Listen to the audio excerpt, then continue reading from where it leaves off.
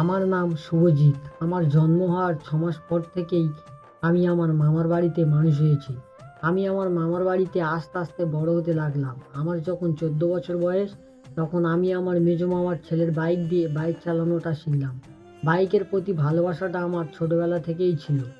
আর আমার মোট 3টে মামা, তার মধ্যে আমার ছোট মামার ছিল জামা কাপড়ের দোকান, যেখানে আমি ছোটবেলা থেকেই কাজ করতাম, দিনে 50 টাকা রোজে।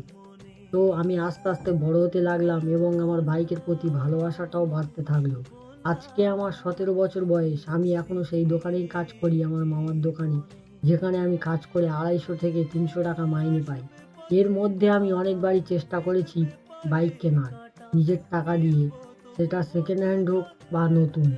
কিন্তু ওই যে বলে না, ভগবান যদি তোমার কপালে সেটা লিখে না রাখে, তাহলে তুমি যতই চেষ্টা করো না কেন, সেটা তুমি কোনোদিনও পাবে না।